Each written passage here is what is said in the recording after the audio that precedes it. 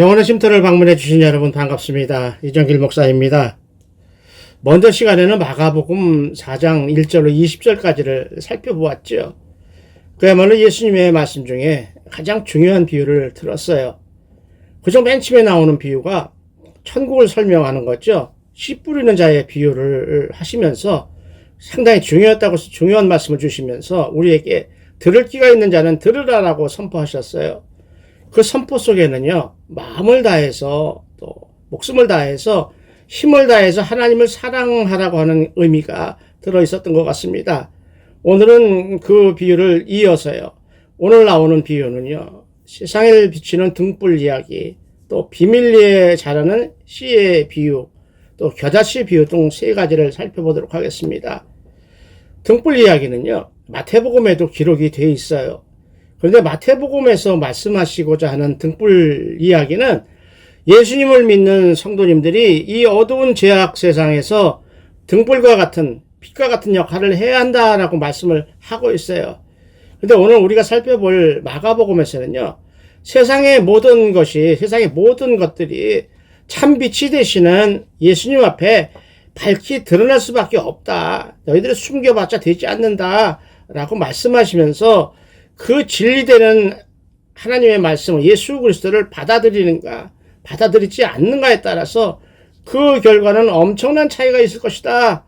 라고 말씀을 하셔요. 그러면서 이전에도 들을 끼는 자라고 강조했었거든요. 이렇게 예수님은 엄청 중요한 말씀을 하실 때, 특히 성경이 그렇죠. 엄청 중요한 말씀을 하실 때는 꼭 들을 귀 있는 자는 들으라 라고 하셨습니다. 그리고는 이어서 겨자씨 비유를 말씀하시고 또 비밀리에 자라는 씨의 비유까지 오늘 말씀을 해주셔요. 오늘 겨자씨 비유가 주시는 핵심은, 초점은 이 땅의 교회가 비록 초라하게 시작을 했지만 지금 개척하는 개척교회 목사님들 같은 경우는 참 가족끼리 가정교회에서 시작을 하지만 언젠가 하나님의 뜻이 임하게 되면, 하나님의 때가 되면 크게 부흥할 것이다. 크게 부흥한다는 것이 인원이 많은 것을 이야기하는 건 아니에요.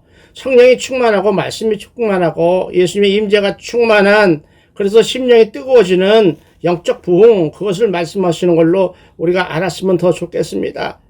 실제로 예수님으로 시작한 복음은요, 12제자를 거쳐서요, 오순절 성령 강림을 기다리라고 했던 예수님 말씀처럼 마가의 다락방에서 기도하던 120문도를 시작해서 교회가 시작이 됐지요.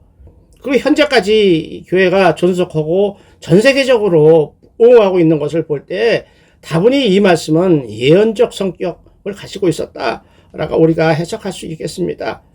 더구나 비밀리에 자라는 씨의 비유는요, 마가복음에만 나오는 비유예요. 전에도 말씀드렸죠. 다른 복음서에 비해서 절반뿐이 안 되는 16장뿐이 안 되는, 그러니까 하고 싶은 말이 얼마나 많은데 그거 추려서 이 이야기 하는 건데, 그 중에 이 얘기가 다른 복음서에 들어가지 않았던 이 비유가 굳이 베드로가 마가복음에 실었다 하는 것은 엄청난 비밀, 말씀의 비밀, 중요한 거라고 생각이 들어서 오늘 기대가 됩니다. 이러한 비유들은요, 예수님께서 제자들에게 씨 뿌리는 자의 비유를 말씀하시고 해석을 쭉 해주셨어요. 그리고 좀 미진했든지 아니면 못 알아먹는 것 같았는지 다시 한 번 더 보충해서 설명하는 성격이 있습니다. 이 두 가지의 비유는 천국인 하나님 나라는 현재 이 땅에서 계속적으로 성장해 가고 있다라고 말씀하는 것은 둘 다 비슷해요. 그러나 씨 뿌리는 비유에서 말씀하시는 것은 우리하고 관계없이 하나님이 주도하시는 구속사에 의해서 스스로 이루어지고 열매를 맺게 될 것이다 라고 강조하고 있어요. 그러나 오늘 우리가 살펴볼 겨자씨 비유나 비밀리에 자라는 씨의 비유는 조금 다릅니다. 복음 전하는 사역이 맨 처음에 시작은 미약했으나 나중에는 창대한 성장을 이룰 것을 말씀하시는 것이죠. 따라서 어떤 비유라도 씨앗으로 표현되는 하나님의 그 말씀에는 생명을 가지고 있기 때문에 교회는 성장할 수밖에 없다. 성장하게 될 것이다. 라고 말씀하시죠. 따라서 비밀리에 자라는 이 씨의 비유는 육신을 가진 우리 눈에 보이지는 않지만 실제로 계시는 하나님, 살아계신 하나님을 알고 있으라, 깨달으라 하는 말씀이에요. 이 비유는요, 모든 것을, 이 세상에 일어나는 모든 것을 하나님께서 주관하신다는 것을 우리로 하여금 다시 한번 깨닫게 하시는 뜻이 있습니다. 오늘 씨 그러면 좀 이상해서 씨앗이죠. 씨앗을 갖다 씨라고 이렇게 얘기를 했어요. 씨로 표현되는 하나님의 말씀은, 우리 예수님의 말씀은 그 말씀 안에 영원한 생명, 죽은 자를 살리는 그 새로운 생명을 품고 있습니다. 저는 오늘 이 말씀을 여러분들하고 어떻게 나누어야 될까? 이 말씀 속에서 여러분들에게 주시는 말씀이 어떤 것이 있을까를 계속 묵상했었어요. 몇 주 전부터 묵상하고 있다가 참 어려운 비유였었거든요. 비밀내 자라는 씨의 비유가. 그래서 얼마 전에 저를 참 챙겨주시는 목사님이 먹으라고 서리태 콩을 갖다 주셨어요. 그래서 서리태 콩을 바구니에 이렇게 담아서 인터넷 들어가서 콩나물 키우는 것을 본 다음에 물을 뿌리고 이렇게 헝겊을 덮어서 키워봤어요. 어떻게 자라나? 어떤 것이 비밀내 자라는 씨의 비율을 깨달을 수 있을까? 한 닷새 정도 걸리더라고요. 그 서리태콩이요, 새까만 서리태콩 아주 돌덩이처럼 딱딱했어요. 불리지 않고 생으로 씹지도 못할 정도로 딱딱했는데, 여러분, 그 딱 돌같이 딱딱한 그 콩 속에 어디에 무엇이 있었길래 뿌리가 나오더라고요. 그리고 몸이, 뿌리가 길어지면서 나중에 콩이 쫙 벌어지면서 이파리가 나오기 시작해요. 만약에 그것이 바구니가 아니고, 제가 연습 삼아서 심은 바구니가 아니고 흙에, 땅에, 밭에 심겨졌었더라면 하늘 향해서 크게 자라면서 꽃이 피고 많은 열매를 맺으려고 했을 텐데, 이런 생각이 들어서 그 서리태콩한테는 좀 미안했습니다. 천국 비유를 말하는 땅에 묻힌 보아 비유를 이야기할 때 어린아이들이 다니는 주일학교 찬양에는 이런 곳이 있더라고요. 뭐 냉장고 팔고 집 팔고 해서라도 사야 한다. 참 멋있는 말입니다. 진짜 멋있는 핵심을 이야기하는 말입니다. 결국 우리가 이 땅에 살아가는 목적은요, 결국에는 영원한 하나님의 나라로 들어가기 위해서거든요. 누가 뭐래도 그것을 위해서거든요. 아담과 하와가 죄를 짓고 쫓겨난 세상이 바로 우리 이 세상이에요. 여기가 하나님 나라가 아니라 쫓겨난 세상이었었어요. 따라서 다시 하나님 나라, 우리 아버지 나라로 돌아가야 해야 되는데, 사탄 마귀가 순순히 보내주지는 않겠지요. 자기가 붙들고 있는, 묶어놓고 있는 우리를 순순히 하나님 나라에 들어가도록 그냥 놔두지는 않겠지요. 그래서 우리가 몸부림쳐야 되고, 말씀을 붙들고 기도해야 되고, 성령에 의지해서 설사 죽음이 우리에게 임하더라도 이겨내야 한다는 것이죠. 이겨내야 한다는 것이죠. 여러 비유, 예수님이 특히 말씀하시는 게 하나를 줄이자면 뭐예요? 구원에 앞서 더 큰 건 뭐죠? 영원한 생명이에요. 결국은 영원한 생명. 그래서 오늘 비밀내에 나오는 씨의 비유를 생각하면 영원한 생명. 따라서 우리 눈에 보이지 않게끔 비밀내에 자라게 하시는 그것을, 보이지 않는 것을 바라보기라는, 제가 영혼의 쉼터 예화집을 만든 편집한 것에 있는 것을 한번 말씀을 드려보고 시작할까 그래요. 우리가 눈에 보이는 것을 이야기하는 거예요. 아, 저건 사과네, 저거는 자동차네, 이렇게 그것만 이야기하는 사람은 영적으로 성숙한 충만한 사람이 아니다라는 것이죠.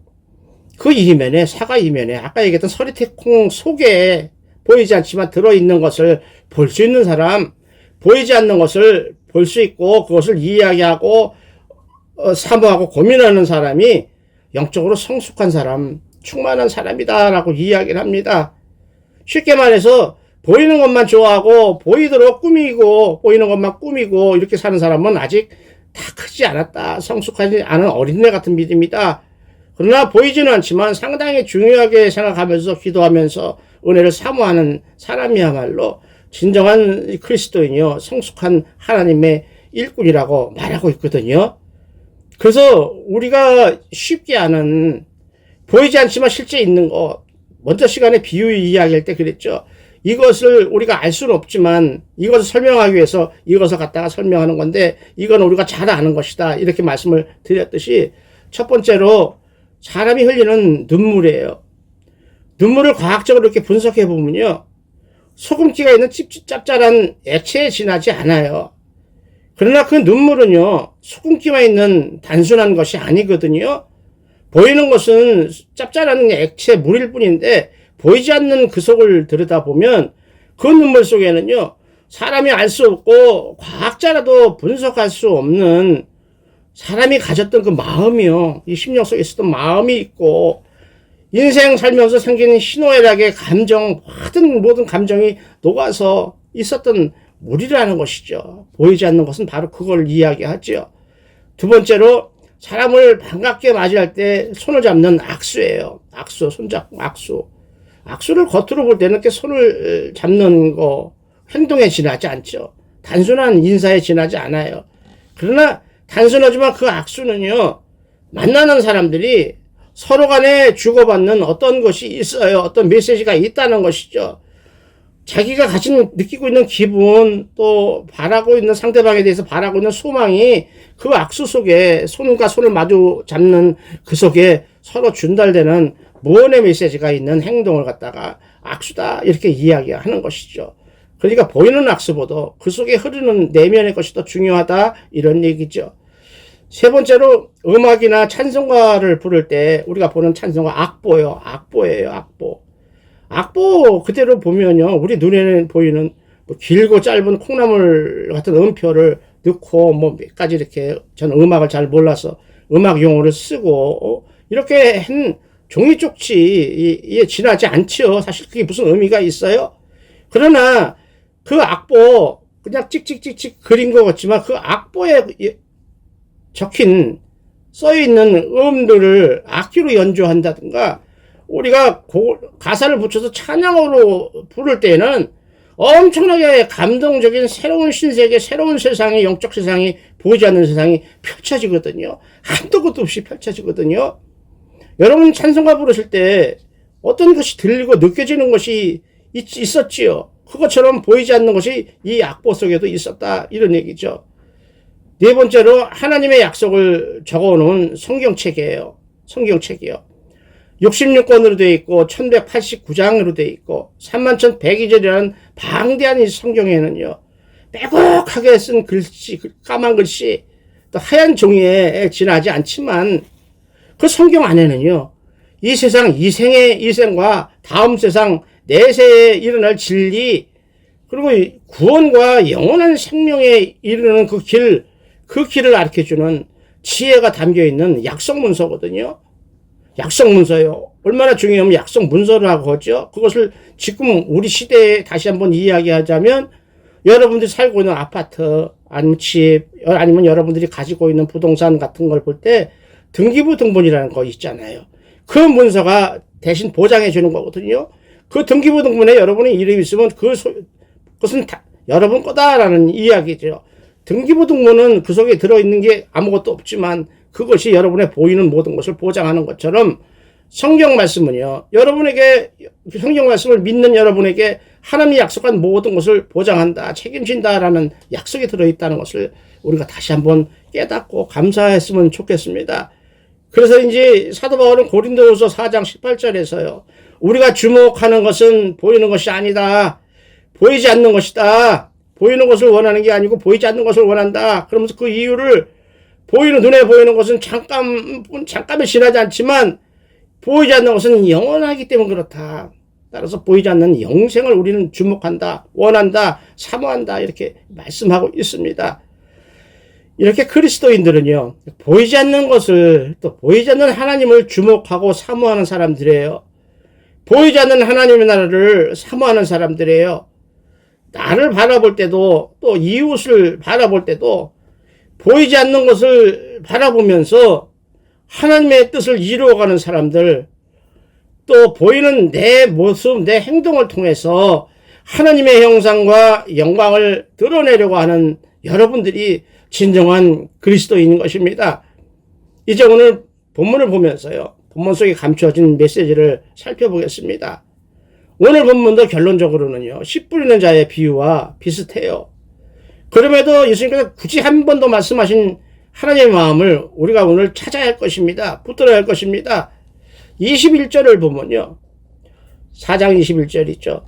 사람이 등불을 가져오는 것은 말 아래나 평상 아래 두려움이냐, 등경 위에 두려움이 아니냐라고 본문은 말씀하십니다. 뭐 이스라엘이나 우리나 등불이라고 하는 등잔이라고 하는 것은 어떤 그릇 안에 기름을 넣고 심지를 이렇게 넣어서 거기다 불을 붙여서 환하게 만드는 기능을 하는 것이죠. 우리가 볼 때는 우리 어렸을 때 보면 호롱불이라고 하고 뭐 등잔이라고도 불렀어요. 따라서 어떤 신학자님은 이렇게 이야기하더라고요. 등잔이라 하더라도 아주 화려하게 만든 등잔이라 하더라도 기름 넣고 심지가 있어 불이 붙어야 등잔이지 그걸 포장된 상태로 그대로 있는 것은 등잔으로서 생명을 잃은 것이다. 아직 등불이 아니다. 라고까지 이야기를 하더라고요. 그런데 이 말씀을 씨 뿌리는 비유에 이어서 하시고 있어요. 등불 이야기를요. 조금 전에 먼저 씨 뿌리는 비유를 할 때 소수의 사람, 예수 그리스도를 메시아로 섬기는 소수의 사람만이 깨닫게 하시고 나머지는 보지도 못하고 듣지도 못하고 들리지도 않게끔 막아버리는 것이 비유다라고 어렵게 말씀을 해놓고 오늘은 많은 사람에게 밝게 보여줄 수 있도록 등불 이야기를 하니까 제자들이 어리둥절을 하는 거죠. 어떻게 그렇게 말씀하시고 오늘도 말씀을 전하라고 이렇게 이야기하실까? 이 얘기에 대해서 예수님은 말씀을 해주셔요. 내가 사람들에게 진리를 숨기는 것이 아니야. 내가 숨기려고 했다면 굳이 말할 필요도 없지 않았겠니? 이 얘기예요.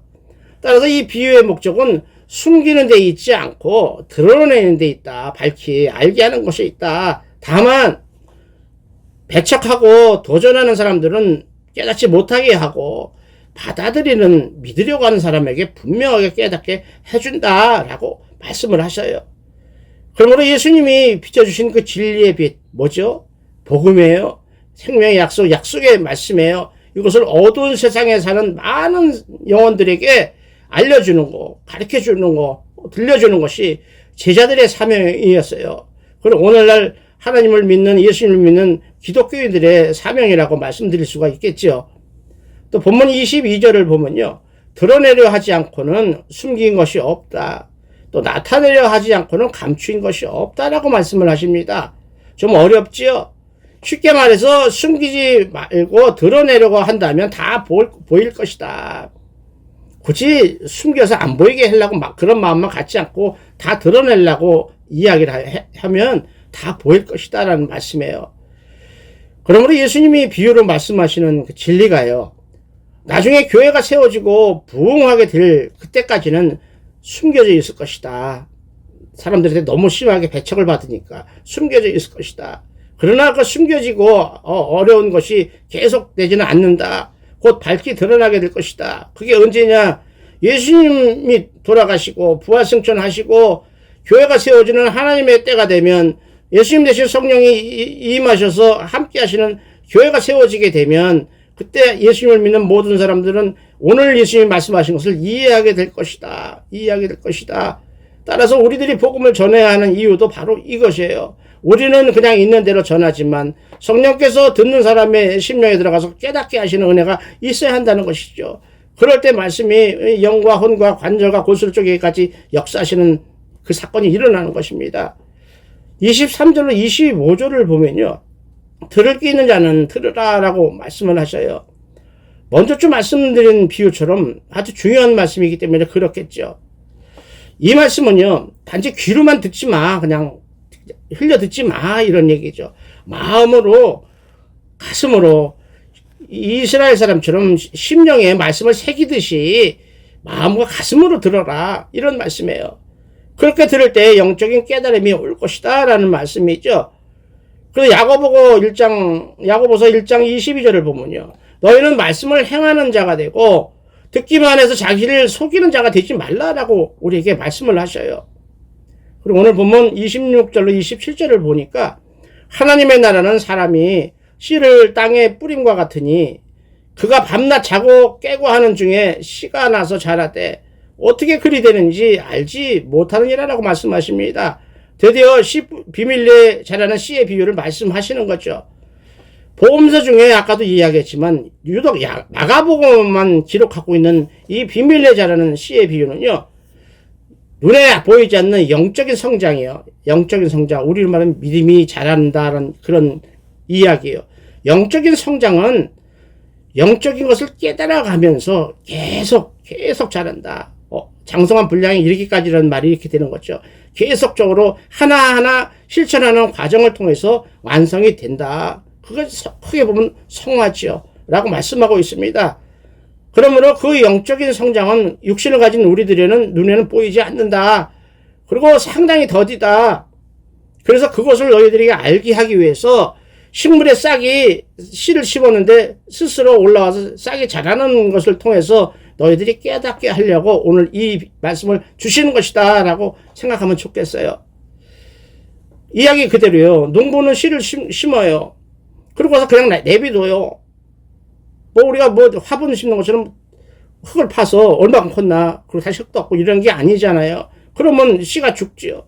근데 농부는 씨를 뿌려놓고는 다른 일을 하고 있어요. 아무 일도 안 해요. 그 씨하고 관계가 없어요. 어차피 씨에 관여해봤자 할 수 있는 부분이 없거든요. 그러나 그 씨는요, 농부가 쳐다보든 쳐다보지 않든 자기가 자랄 준비를 해요. 그리고 싹을 스스로 틔워요. 그리고 땅 바깥으로 나와서 가지를 뽑고 이파리를 내서 열매를 맺어간다는 것이죠. 그런 걸 보면서 사람은 그 씨가 어떻게 해서 이렇게 변화가 가는지 전혀 알 수 없다는 것을 오늘 하나님이 말씀하시는 거예요. 따라서 하나님이 우리를 통해서 하시고자 하는 일, 우리 삶을 통해서 하시고자 하는 일을 우리는 전혀 알 수가 없다는 것이죠. 어떻게 알 수 있어요? 믿음으로만 알 수 있다는 것이죠. 하나님께서 우리를 통해서 선하신 일을 행하시기를 원하는 기도를 드리는 이유가 그거지요.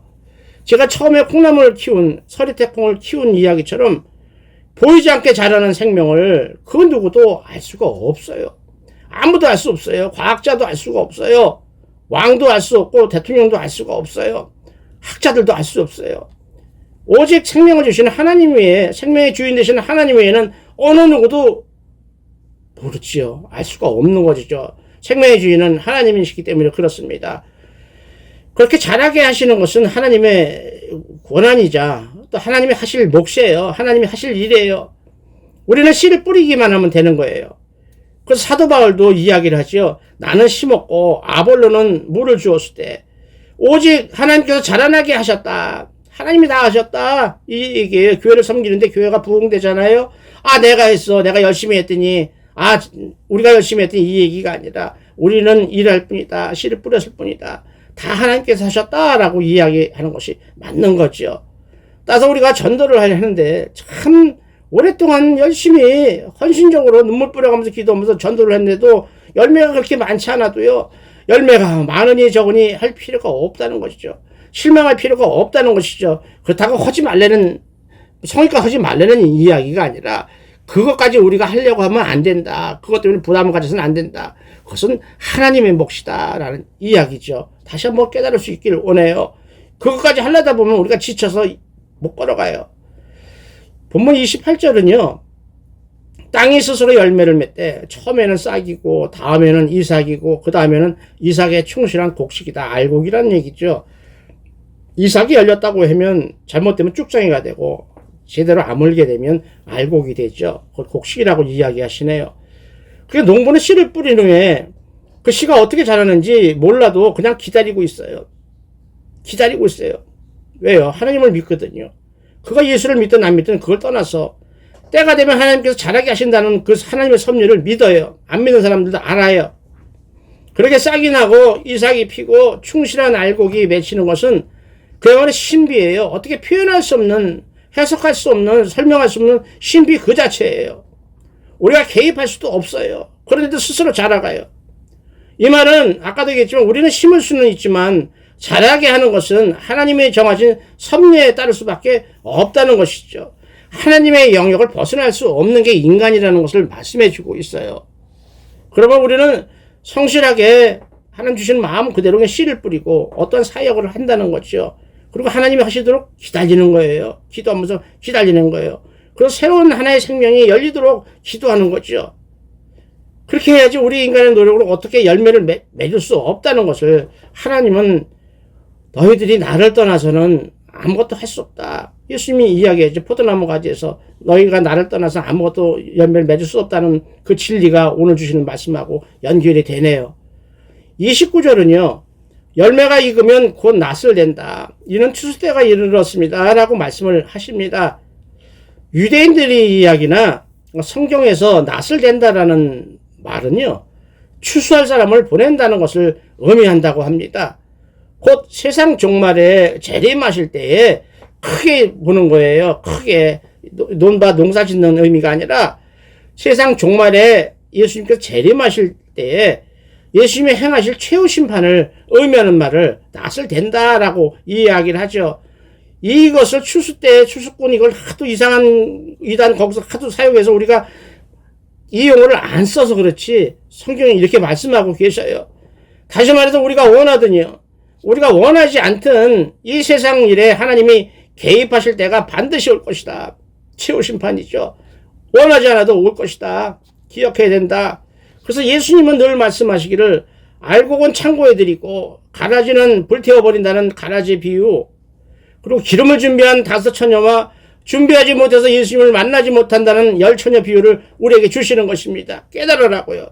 더구나 마지막으로 파이널로요, 종말에 대해서 최종적으로 주신 양과 염소 비유는 정말 우리로 두려움에 쌓이게 하죠. 어떻게 그럴 수가 있나 할 정도로 두려움에 쌓이게 합니다. 깨달아야 할 것입니다. 이 모든 비유가 주는 메시지는 요한복음 3장 18절 말씀대로 그를 믿는 자는 심판을 받지 아니하는 것이요 믿지 아니하는 자는 하나님의 독생자의 이름을 믿지 아니하므로 벌써 심판을 받았다라는 무서운 경고로 우리가 받아야 할 것입니다.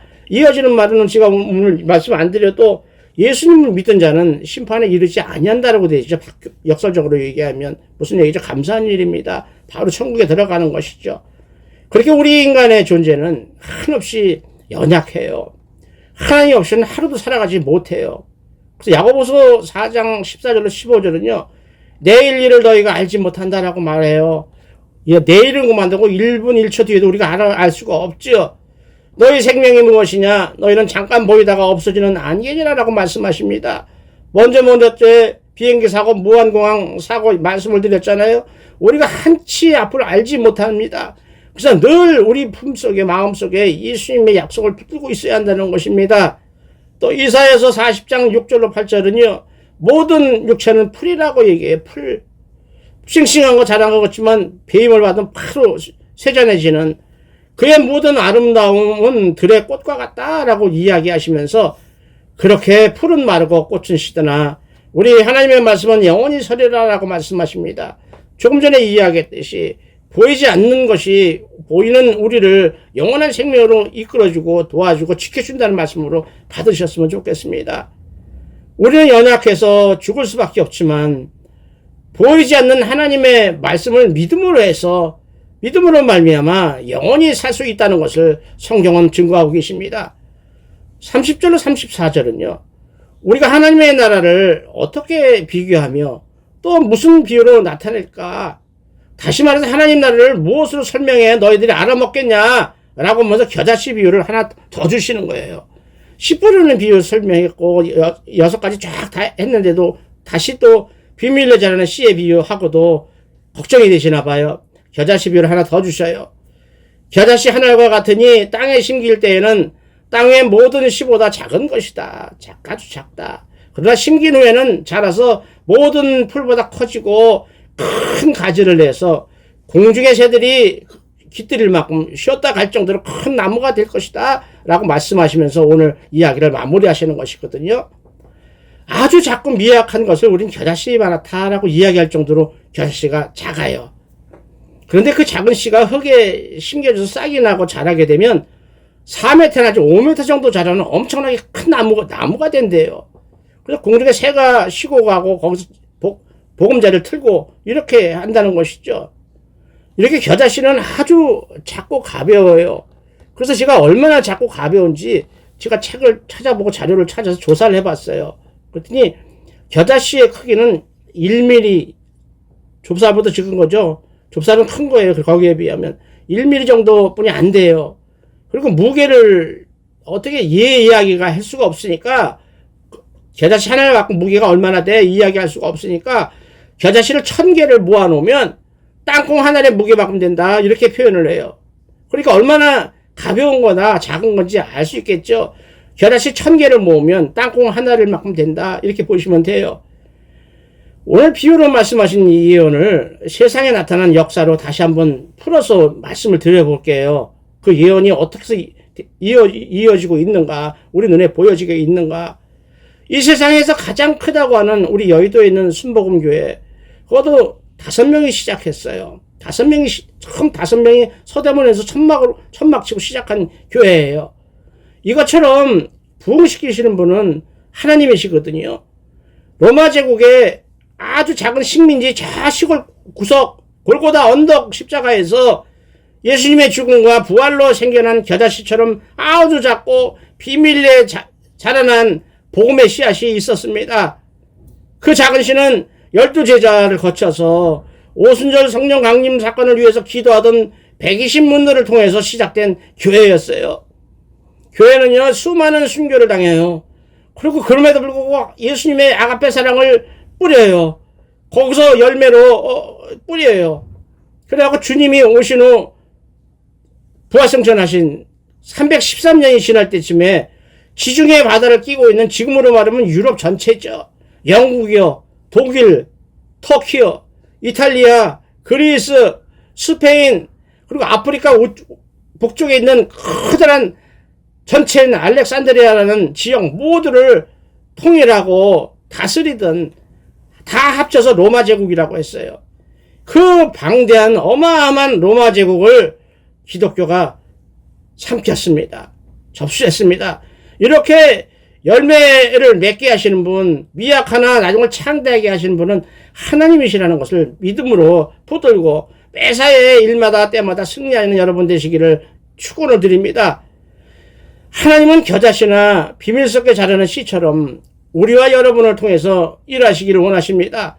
따라서 미약하게 시작했지만 은혜가 넘칩니다. 감사하게도요, 우리 영혼의 쉼터 복음 선교 방송 1년 됐어요. 이제 1년 한 달 됐는데, 또 말씀과 또 기도하면서 우리 하영지 목사님처럼, 또 조복선 목사님처럼, 박사라 목사님처럼, 드보라 목사님처럼, 또 뒤에서 중보 기도하는 우리 김정호 목사님처럼, 또 장인경 전도사님, 또 전체 편집하고 조정해주는 이평광 전도사님, 이런 분들의 기도하여 헌신적인 사역을 통해서 위로를 받고 감사 회복됐다, 감사하다라는 분들이 참 점점 많아졌어요. 얼마나 감사한지 몰라요. 저희들이 얼마나 겨자씨처럼, 아마 겨자씨보다 더 미약한 저희들을 통해서 하나님이 일하신다는 것에 대해서 엄청난 자존감과 행복감을 느낍니다. 따라서 새봄이 왔잖아요. 더 많은 영혼들을 신방하길 원해요. 그들을 찾아가기 원해요. 찾아갈 때 뭐 좀 갖고 가야 되잖아요. 또 그들을 섬길 때 또 많은 것이 필요로 해요. 하나님이 주시는 감동이 임하시는 분들이요, 은혜가 임하시는 분들은요, 영혼의 쉼터 방송을 이웃들에게 알려주는 일, 이렇게 퍼날른다고 하나요? 제가 잘 몰라서. 나눠주는 일, 보내주는 일, 또 우리 모든 공동의 사역을 위해서 기도로 동역하시는 일, 아니면 넉넉하신 분은, 또 은혜가 되시는 분은 물질로 도와주는 일로 함께 동역하면서 영혼의 쉼터를 만들어 갔으면 좋겠습니다. 그렇게 여러분들의 헌신이요, 또 드림이요, 그거 드림으로 말미암아 어떠한 복이 일어나죠. 30배, 60배, 100배가 아니지요. 제가 보통 수만 배의 축복 기도할 때 말씀을 드리거든요.